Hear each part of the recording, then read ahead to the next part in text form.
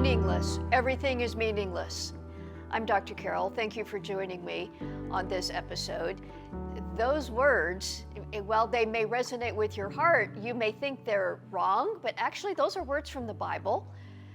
I have a very interesting conversation to share with you on this episode. Meaning in life is a big deal. No meaning and you don't thrive, you may not even survive. But where does that meaning come from? We are marrying meaning and marriage in this conversation through sharing a very, it's a challenging and emotional story. Jeff and Tami Allen are my guests. Jeff has been a comedian for many, many years. He's in his 5th decade of being a comedian. And they are releasing their book, Are We There Yet? My Journey from a Messed Up to a Meaningful Life. You may have seen Jeff Allen. His videos online through various channels have been seen over 300,000 times.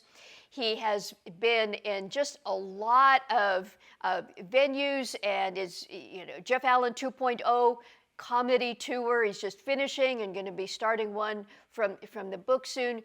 But comedy can sometimes seem like it covers over a painful life.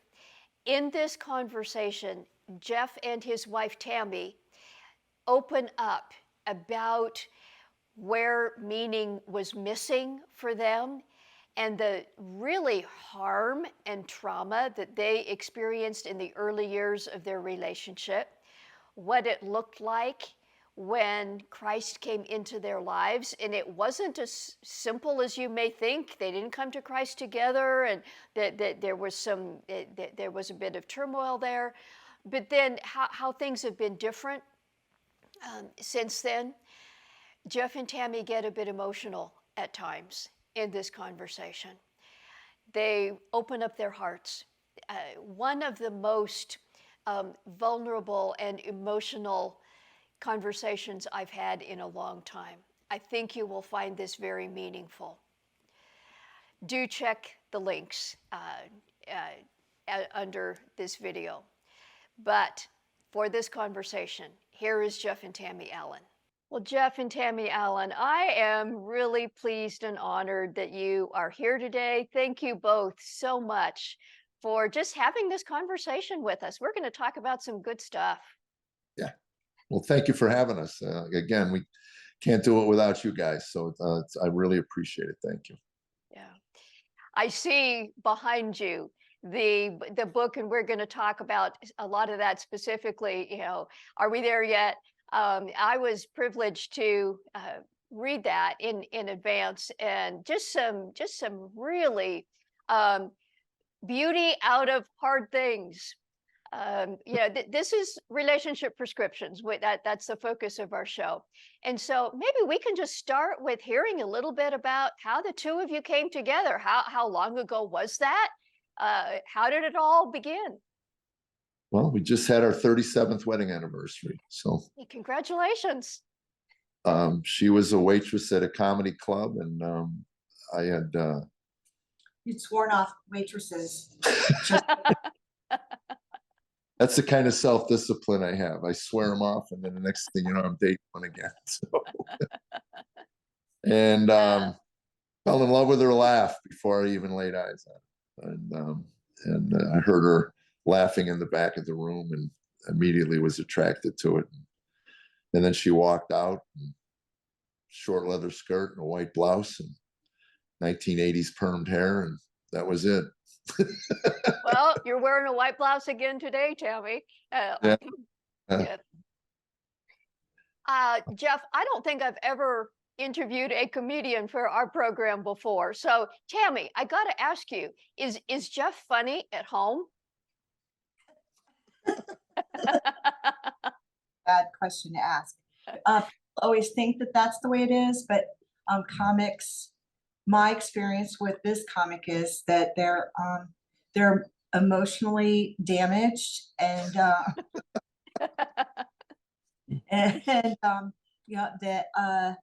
comedy is tragedy plus time. That's what Jeff talks about in some of his act shows. Yeah. And it's kind of difficult. It's kind of difficult. But it all washes out in the end. It's funny in the end. Yeah. The early years of your marriage, you look very much in love now and happy together. But I understand, and you write about in the book, that the early years of your marriage were anything but. Just some of what happened, just paint us a picture of what those early days were like. Well, the short answer is we were both damaged goods. And when two broken people get together, the best explanation I heard was, if my neuroses were round pegs and her neuroses were round holes, we fit together perfectly. Oh, And then things happened and I got into recovery and my pegs got a little oval and they didn't fit. So whatever drew us together was now contentious, and it was difficult in that I was probably, if it's true what they say, that alcoholics remain emotionally where they're at when they start drinking, I was a 14-year-old in a 30-year-old body. wow. And it makes a lot of sense in the way I reacted to life being married. I acted like a 14-year-old, an impetuous teenager. Mm, She deserved better than that. She needed an adult for a husband, yeah. And so that was all. It was just kind of growing up in real time with real responsibilities and things. And I had a friend of mine that was in the same condition I was in, alcoholic, and he had a baby. And I said, one day you're going to come home, look at that baby, and you're going to do one of two things. You're going to get the help you need, or you're going to flee. And the last I heard, he was on the other end of the country. He fled. The ocean stopped him. Oh, wow. Left. I didn't want to leave. I wanted to know why I was the way I was, and that was kind of the journey. And she had to witness it, Yeah. So Tammy, what was it like living with Jeff during those years? Obviously hard. Just a word or two about your experience during that. It was, well, the I guess there were parts that were very hard. When he was in a spiral, or what do you want to call it when you're on a drunk binge. Yeah. Those, he hid that from me and then would try to like clean up by the time when he came home. Yeah. Because he was a traveling comic, and he was gone when we first got married. He was gone 49 weeks a year. And I was married in name, but I didn't experience what I thought should have been a real marriage. So it was difficult. And then when we moved to Boston, I wasn't able to hide it anymore. Boston, I was able to stay home and make a living. Right. So I couldn't binge. Like I used to binge for 4 or 5 days, come home and dry out for 1 or 2 days, and then binge for 4 or 5, dry out. So what she had for a husband was a dried out drunk at best. And then we got where I was in Boston, and I remember this. I pulled my first all-nighter. I came home at 10 o'clock the next morning. She was on the phone crying with the club owner because there were no cell phones, and I probably wouldn't have called anyway. But your husband doesn't show up at night, and then there's all these stages of anger where you're so worried that he's laying on the side of the road in a ditch, and then it's almost as if you hope he's laying on the side of the road in a ditch. Yeah. But he didn't bother to like check in and tell you that everything was okay. Right. Then I come walking through the door, sauced and smiling, and she's crying she threw the phone at me. Sure. And so you're alive. Now I'm going to kill you. Yeah. Yep. So that was kind of the intro to Yeah, I think a child, and I was a child, would think that you get married and your life doesn't change. I don't have to make any changes. You just have to adjust to who I am. Mm. Mother being your maid to your wife being You made- yeah, yeah. She used to say it. I never really looked at it as a. It was years before it hit me how hurt she must have been when she said, "You could replace me with a maid." Wow. And it, when she said it at the time, I didn't think. I said, "Well, that's ridiculous." Yeah. But then again, you do some self-examining and you realize that you're not really a husband. You don't. There's nothing tender. There's nothing different than the way you would treat somebody who just came in to Mm. Yeah. feed you and Yeah.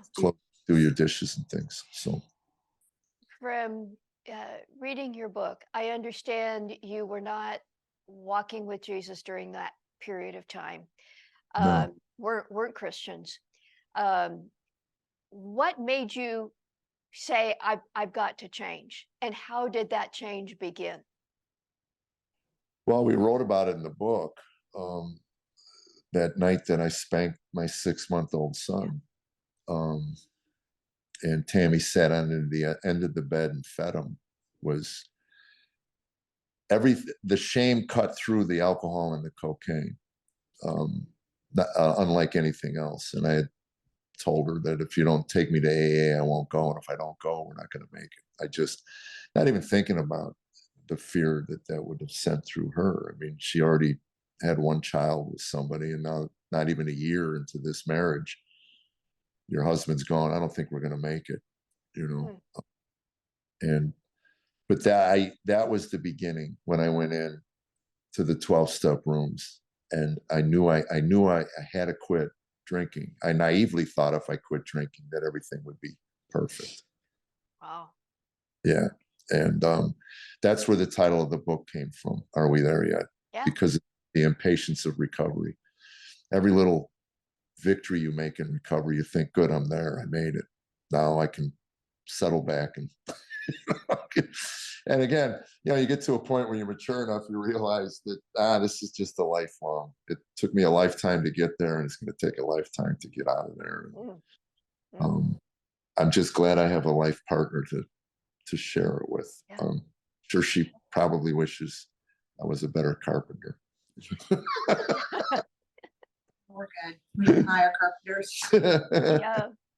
Well, you've kind of alluded to it, but did stopping alcohol, did that take care of things? You've alluded to it, didn't? Ask her. No, No, it got worse. no, he just traded. What? I'm sorry. How did it get worse, or what was it like when he was a dry drunk? I guess that's my What? words, but Yeah. It didn't necessarily got worse. We just exchanged one issue for the next, and there's a thing in recovery called dry drunk.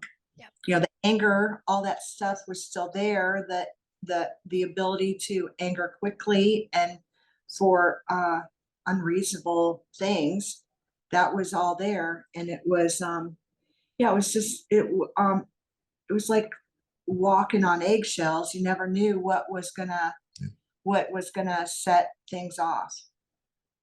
so rage, a lot of rage in the house. Yeah, it was. Yeah, I liken it. The best way I can describe it is I was a wounded human being with a big scab. I was just one big walking scab, and it didn't take anything to pick a part of that, and then the pus would come out in the Mm. form of anger. I'd smash things, break things, and there was.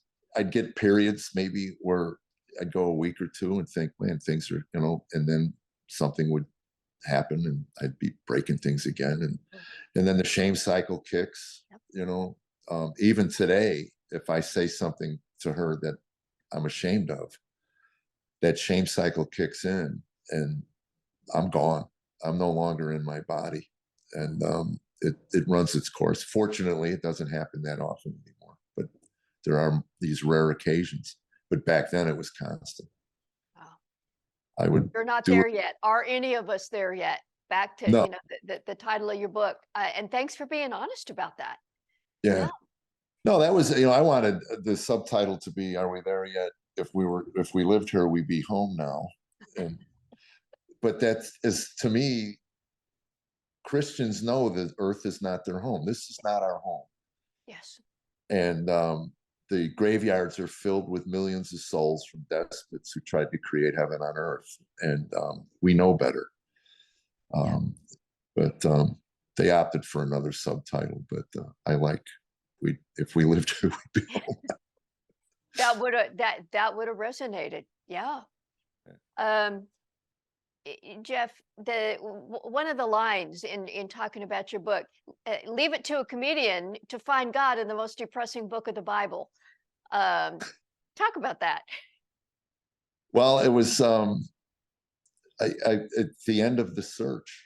I started with, I'll say that in AA in the Big Blue Book, and then I went to a therapist after an incident in New Jersey that we wrote about in the book, and where I stood on a stool and I yelled at her until she sobbed, and put my son to bed that night. He goes, "Daddy, you win." I go, "What do you mean I win?" He goes, "You yell, mommy cries, you win." And again, not one of my prouder moments as a man. Mm. And I went down and told her, I said, I need help. She goes, "You think?" It's like, "You think you need help?" So I went to a meeting, raised my hand and asked for a therapist. And I found a woman named Joanne. And I always tell people, if you're looking for a therapist, go to one that works for the state. They're not in it for the money. They're actually there to get you well. And I went in looking, and I've told her this, I went in looking for permission to get a divorce.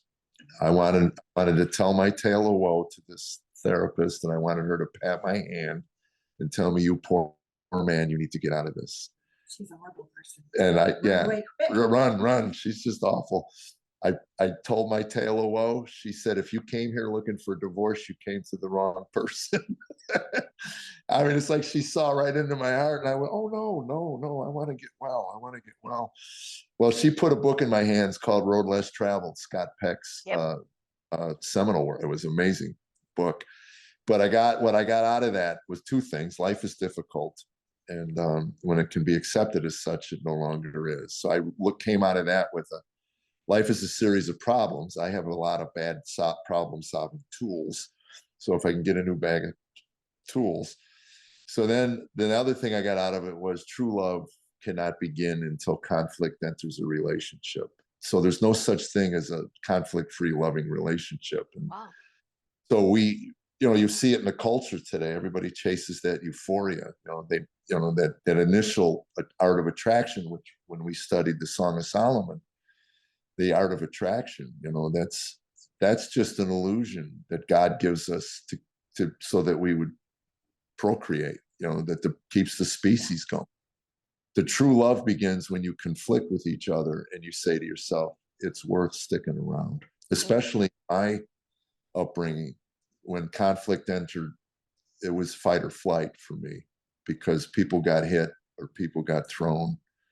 So I learned to avoid conflict at all possible costs.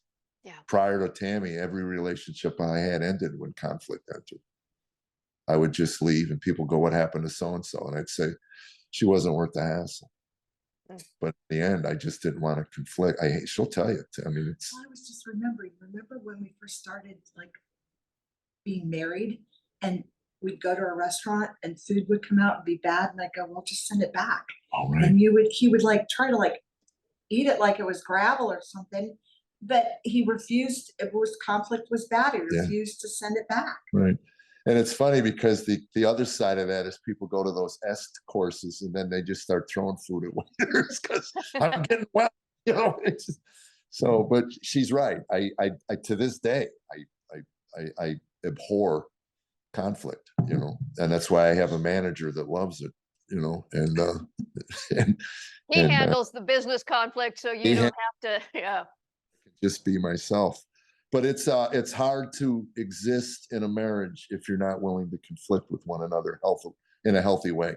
And my reaction was, I learned that whoever yells the loudest, whoever smashes the most things, wins the argument. And so for my son to say that, and for me to realize that this is wrong. I don't want to, this is wrong. It's not right. That's bullying your wife. So, But then also, that's the way I grew up. That's the way my parents, that's the way their relationship was. Whoever yells the loudest wins. Right. Sometimes it was my mother, sometimes it was my father. Whoever slammed doors loudest, whoever, all that stuff. And so then that made it, I guess, normal for me to interact in that sort of way. Yeah. Right. yeah, right. And then when It you're, was, you know, I didn't like give it back. Sometimes I gave it back, but Yeah. most of the time I just took it. well, the funniest story on all of this is she got mad at me once and threw a pitcher of iced tea at me. Oh, And it was funny when I was telling the Once, kids, once, right? So I was telling the kids on their wedding day, I said, I want you to know that I saddled you with things long before your memory will kick in, and your wife will draw them out. So when you find yourself reacting in ways that you find unbecoming, like angry, in ways, I said, you can come and talk to me, and he's, because I said and did some things when you're little. He goes, and my son goes, yeah, the only thing I remember is when Mom threw that pitcher of ice at you. And she that was goes, a all memorable the thing. things you did, all Oh, the things Lord. you did. And the kids remember I guess it's because it was so out of character for you, I said, in me, it would just been one more thing I threw across the room. Well, I just got to ask something too. We've talked about, the drugs and alcohol and anger, Jeff, on your side. Tami, I would guess that it wasn't only Jeff. Were there things that now you can see that you weren't acting healthy in this relationship either?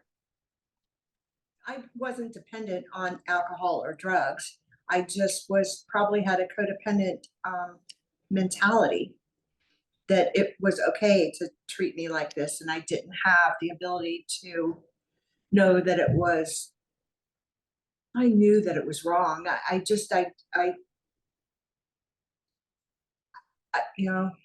think that the last thing I needed or wanted was to fail in this, and I needed to see it through. Wow. Yep.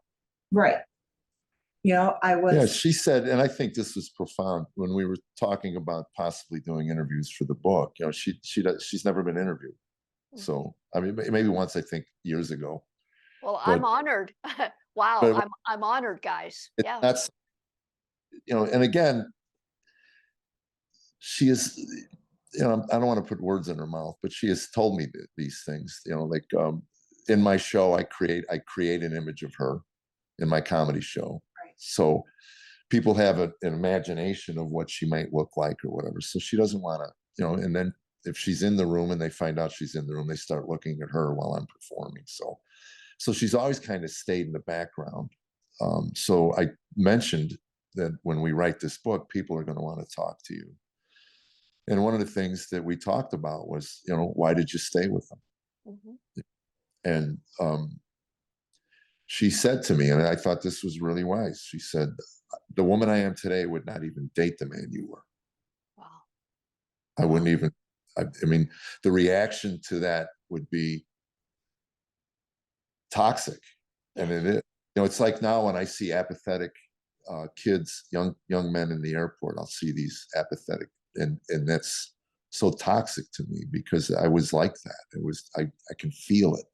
It's an aura that comes off of another human being. So if she was to date a guy today that, like I remember, it's funny. I remember the first time I snapped when we were dating, and that was you gave me the wrong directions or something, and I stomped on the gas and did a spin out at a bank and all of this. And yeah. And I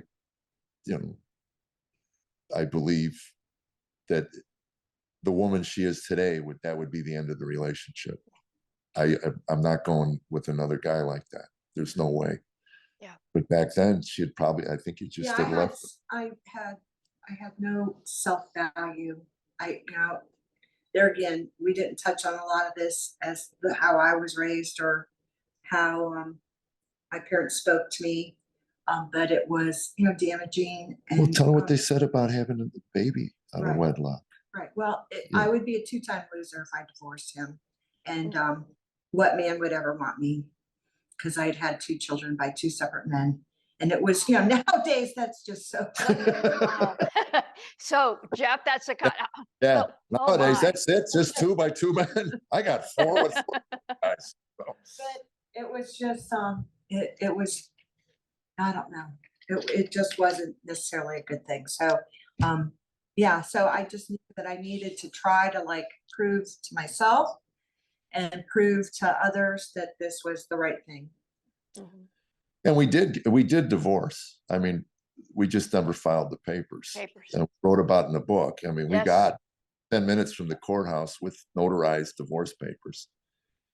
And You just never filed them. nope. And I told her, I mean, this is where I was at in my walk. And I think this was the end of that marriage. I just said to her, you're out. We drive 10 more minutes. You can, you deserve better than me. I at this point, it was funny when I went to therapy, she asked me if I loved my wife. And I'll tell you how broken and beat. I said, I don't know. I don't know anything. I was said I love her like my no, sister. I said that that was the most hurtful thing I ever said to her. We couldn't counsel together. We made about a half an hour, and then the counselor had to separate us. But in that half an hour, I said probably one of the most hurtful things I've ever said. She said, do you love your wife? And I said, kind of like the way I love my sister. Wow. Wow. Yeah. Every woman I hears that and it breaks my heart because I can't take it back. Yeah. Yeah. But when she asked me if I kept going. Tami didn't go much more anymore. She just said, every time I go, all I do is cry. And I go, maybe that's a good thing. But anyway, I kept going because I just wanted answers, Yeah. And when she said to me, do you love Tami? And I go, I don't know. She goes, you want my opinion? And I said, I value your opinion. She says, I think you love her very much because no man would go through what you're going through. And when I left, I felt, how sick am I that I need another person to tell me I love somebody, and not know that. Yeah. But in the side of that road, I knew I loved her. I knew I did. And I also knew I was broken and damaged. Mm-hmm. And I thought beyond repair. And who knew that probably 5 months later, 6 months later, that Christ would enter my life and change everything. Yeah. Well, he did enter your life, and things are different. Yes. Referenced a bit ago, and so on, but the most depressing book of the Bible, that's where Oh. God first reached you. I want to get back to that for a second, and just a moment of that moment. Well, she left with the kids, and I had been collecting Bible tapes from this man I met, Phil, You've been for sending them to us. Denton Bible sends out 2 tapes every other week, so of sermons. Never opened them up, just collected them, and we had a friendship for a long time. And he always ended every conversation with, "How are you and Tami doing?" And I'd say, "Not too good. I think she's going to finally just cut her losses with me." And he goes, "Well, we pray for your marriage." It meant nothing really to me. I go, "That's great. Why would you pray for my marriage?" And then anyway, she got to a summer with the kids and her parents wanted her to visit. So she gathered up these tapes and she says, "I'm leaving for the summer, 3 months. While I'm gone, get your life together, figure out what you want to do." I didn't know if I wanted to do comedy anymore or what. I didn't know. I have no skill sets. But imagine being married. I was so mopey, sappy, always in my head, trying to figure out things. And she gathered up these tapes. As you can imagine, someone who might probably likes to keep a clean house. There was all these manila envelopes on the fridge, under collecting dust, and unopened. So she put them in the living room, and I said, "I'll listen to them." And then anyway, there came a time where I was walking by, and that little voice says, "Open one up," and that starts the wrestling match. There's nothing in there. Don't worry about it. And then so of all these tapes and all these different sermons from all different books of the Bible, I grabbed one, opened it up. It's Ecclesiastes. The guy had sent me a Bible that was in the junk drawer, so I went and got that. And for the first time in my adult life, I put in a sermon, and the first verse of Ecclesiastes, meaningless, meaningless, all in life is meaningless. And my heart leapt.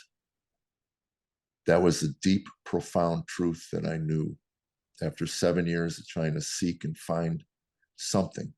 Yeah. All the self-help books, the philosophy books, the New Age, the Buddhism. I was reading Ayn Rand at this time. And meaningless, meaningless, all in life is meaningless. And I went, yes. And at the end of that sermon, Pastor Tami said that life without God will have no meaning. Without meaning to your life, there's no purpose. And without purpose, suicide. And I went, yes. Yep. And I thought, if that's true, then there must be other things in this book that's true. And I just became a voracious Bible studier. And when I hit Genesis 1:1, in the beginning, God, I knew in my heart and soul there was a God. I didn't know what that meant. I knew I was terrified. Yeah. Called my friend up crying. I'm sobbing. There's a God. He goes, yeah, I've been trying to tell you for like over a year now. And I said, he goes, you got a problem with that? I said, yeah, how about blasphemy, cursing, denying, everything that I ever said or did against this God? Why would he want me? And Phil said, have you gotten to the cross? And I go, cross? He goes, oh, can't ruin the ending for you. The prodigal son, I don't think there's a time I've ever heard the story of the prodigal son that doesn't just break me. The wonderful picture of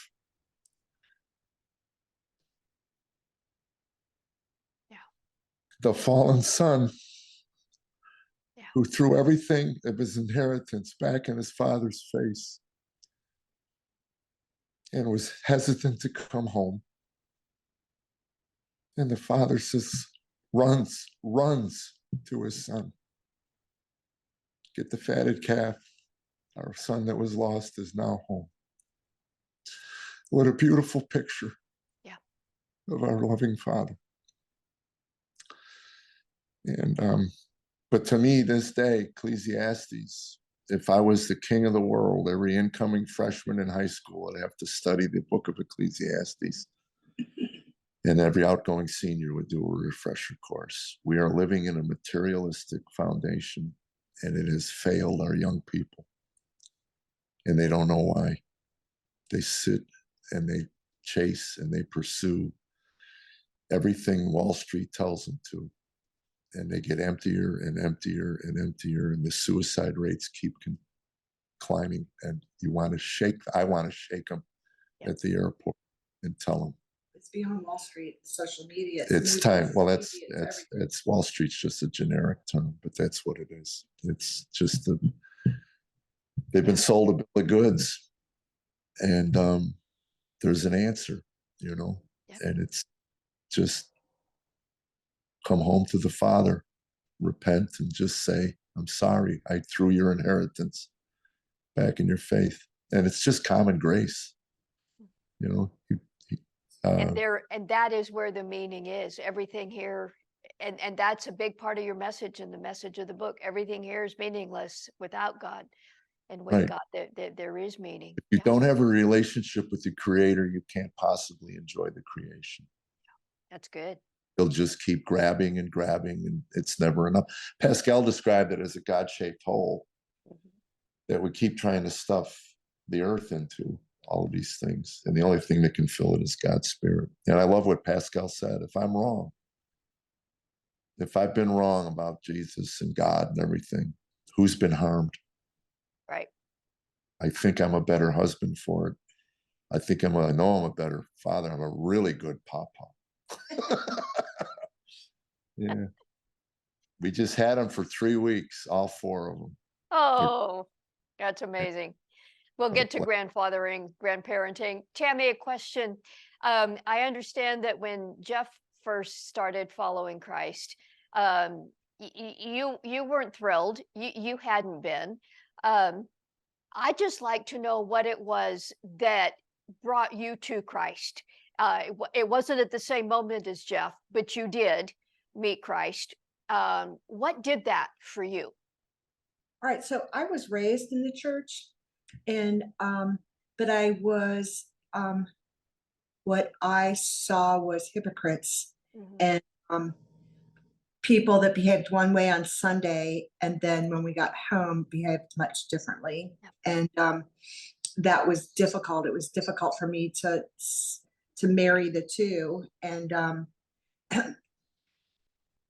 where I was, I guess the defining moment was after I had been diagnosed with breast cancer, and we were at an event, and the it was a musical, Gospel. gospel, Southern gospel event, and the lady performers, Jeff was there as a performer, and that was like one of my first outings Right. After treatment had started. So was bald and kind of yellow greenish looking and just kind of in the back of the room. And Jeff had said something about my diagnosis, and the ladies,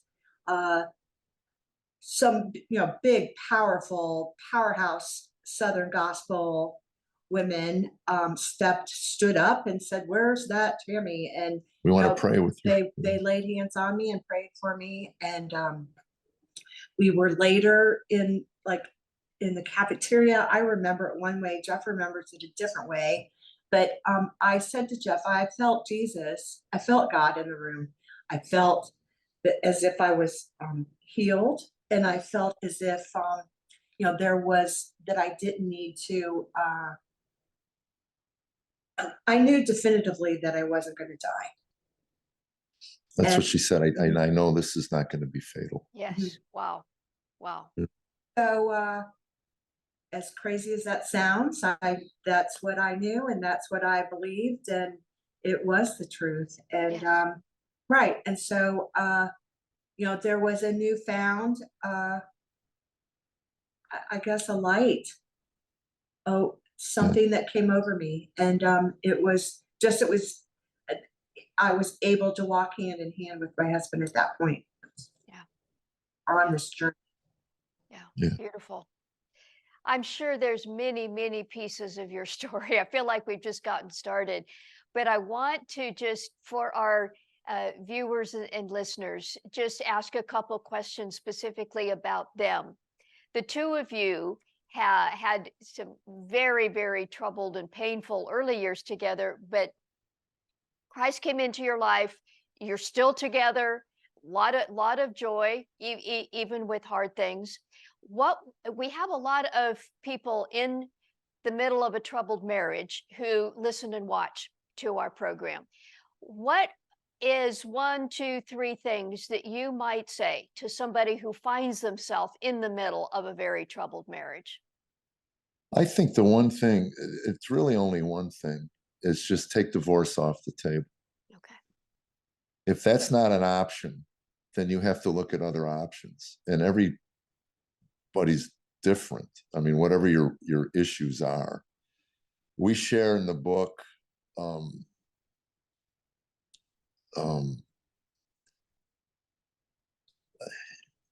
the first chapter ends with, I find out Tami's in California with another guy. When it came out, when you shared publicly about that, that all I wanted was somebody to be nice to me. You weren't. Be told I was pretty. You never told me. And it's so odd sitting here now because she's stunning. I mean, how hard is it to tell your wife? So maybe remember the wife of your youth. Try to remember what that felt like, and then rekindle it every now and then. I'm doing in my show now, and it's really kind of resonating. It was kind of a joke, but I said, she walks in the room now, and I sometimes I lose my breath at how beautiful she is, and I go, and then I hear women go, "Oh," and I go, "Well, not all the time. I'm not a freak, But I said, to me, it's those divine sparks. It's as if God, the Creator's got flint, and He's trying to spark your heart. Look at her. Look at her, and remember. And I remember. when I saw her at that club that first night, you know, and it takes an effort. We can go through she'll tell you, we can go through the motions for weeks. And thank God she comes to me now. It's just, you know, she'll comment, you know, and, you know, wake me up. And I told her when the, you know, the career took off again, I told my manager, I told everybody, she will decide how much I work. Mhm. And remember I was doing the movie last year and I was on location for 2 weeks. And we started getting snippy on the phone with each other because I thought she was getting a little unreasonable. And she goes, "Don't hate me for missing you." And I went, "Holy cow, that's a country lyric." We could write a That could but be a song. what an honor as a man to have your wife go, "Don't hate me for missing you." You know, I mean, I miss you, you know. And so anyway, I flew her out and we spent it, you know, it doesn't take much with me for her to fill her tank. You know, I'm hard, you know, so a couple of days with me is good. But that's it. I would just say, first of all, if you take divorce off the table, you know, and if it's a man and he's laying hands on his wife, stop, period. There's no reason to ever do that. So you don't know what everybody's situation is. We wanted, and we were adamant about this. This is not a how-to book. Yeah. This is what we went through. And we hope people get inspired to go. I mean, when you look at what marriages break up over, and now it's just like, well, I don't think I'm in love anymore. Oh, grow up. You know, I mean, come on. You know, so again, chasing the euphoria, and that's the online thing, you know, where they get involved with somebody that they don't know and says all the right things. And there's predators out there that are going after broken marriages and things. Exactly. And remember when we did some TV show and it was an evangelical preacher that said to us, "You just need to pray harder." Remember? Yeah. Remember that? Yeah. Got his finger in my face and told me, "You're not praying hard enough, and you're not, you know," You need and to pray harder. And that's not our that path either. doesn't speak to the people who pray hard enough Yes. Thank you, guys. Thank you, guys, for saying that. and Yes. read the Bible and the scripture, and you're doing that's the word, the term, are we there yet? I'm doing everything I can, Lord. Yep. Why am I not there? Well, don't give up before the miracle happens. Good. You know, Good. and it helps if you have a partner that's at least trying on the journey. You may be on 2 separate journeys for different reasons, but Yeah. it's important that you talk. You know, if you don't have a spouse, I mean, it used to bother me how honest she was. you know, you know, but you know, if your breath stinks and you have a spouse that can't even tell you your breath stinks, you got problems. Yeah. You know? Yep. Why won't you kiss me? And you don't kiss me. Well, if you brush your If you damn didn't have teeth, hair in your nose.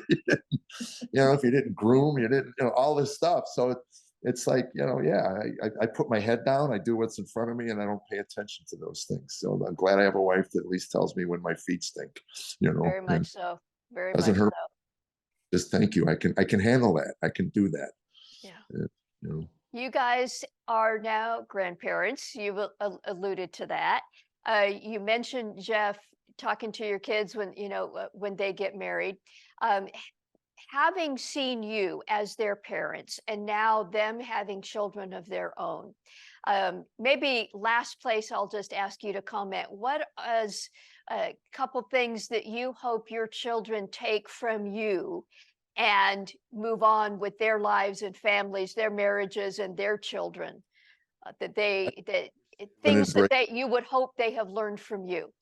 I wish they would embrace our faith. They both walked away. Mhm. They're good kids, you know, Yeah. by work standards. I just feel that if life gets hard, and it will get hard, you know, that I wish we had. I kind of put that on me. Bible says the man should be the. And again, I hate conflict, so So I just said, hey, we're going to go to church, and they had no problem, but it was a non-issue with them. That's, I don't know, God says he vomits out the apathetic. Yeah. Your lukewarmness makes me vomit, I think was the paraphrase. I don't know, but that's the one thing. I think we've talked about it. We wish we're trying to introduce our grandchildren. When they come visit, they go to our church, they enjoy it. And our second granddaughter is asking some really deep, profound questions. She's 9 years old. Papa, if Jesus is God, who made Jesus? Wow. Yeah. See, that's what I said. Yes. And I Profound. say to Yes. the shelves are full of books of people trying to answer that. I said, you keep asking questions. I said, God will reveal himself in a huge way in your heart and your soul. Yeah. Just keep asking questions, Yeah. And so she asks when she comes. And the other ones, How they old come. are they? You said you have got 4? We have 4, 10 down to 6. Okay. And the last one was born on my oldest son's birthday. And I said, boy, you just get screwed. You'll be 35. She'll be 1. Gee, I wonder who's we're going to celebrate. We'll move him to September. We'll just pick a day in September. Yeah. But Tammy rediscovered one of her childhood things was crocheting. And she has crocheted some of the most beautiful things for these kids. And they don't appreciate it yet and they don't know it, but they will pass those on to their kids long after we're gone. And I'm hoping that I can create something in their lives that when I'm gone, they think fondly of me. Well, are we there yet is one of those things. Words That's last. one of the reasons we wrote it was for the Yes. kid, Sure.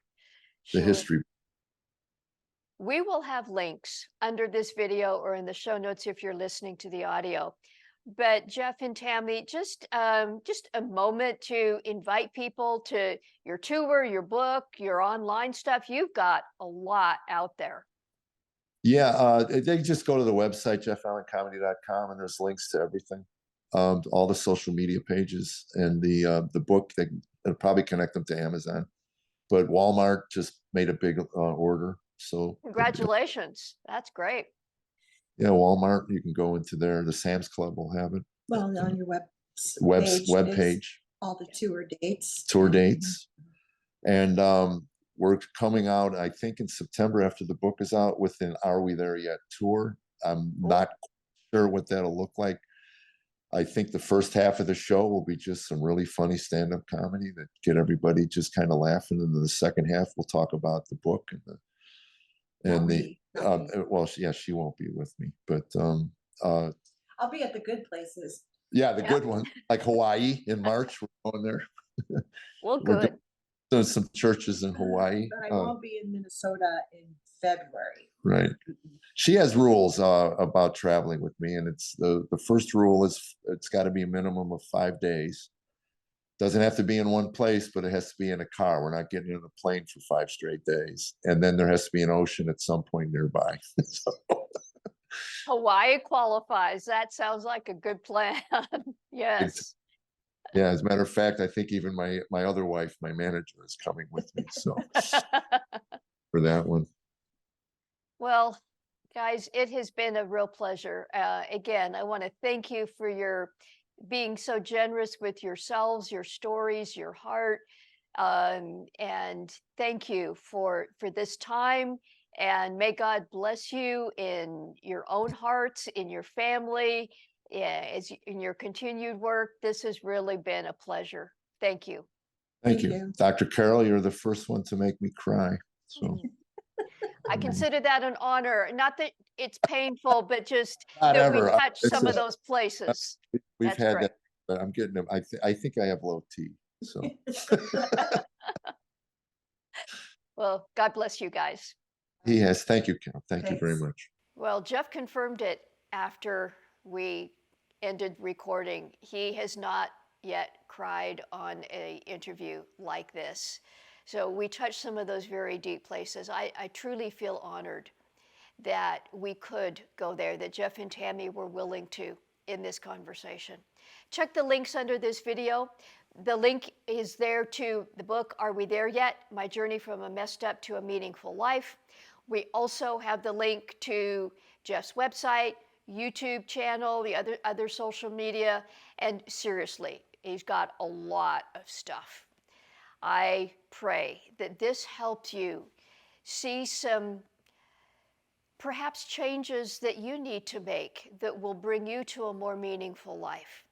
I love what Jeff and Tami said, that it's not just, oh, you're not praying enough. If things aren't going well, do the work. God has doors to open for you, but you do the work. It's not just praying, it's doing the work to find out what the journey is like for you. I could go on for a long time. I won't. Thank you for watching. If you're still watching, please subscribe to this channel. That would be such a gift. I also would love to hear from you. Leave a comment or a question in the comments. I read every one. If you'd like to get in touch with me confidentially, come over to our website, drcarolministries.com. Use the contact page there. And I would encourage you also that there are simple steps that can help you move one level more toward a meaningful life.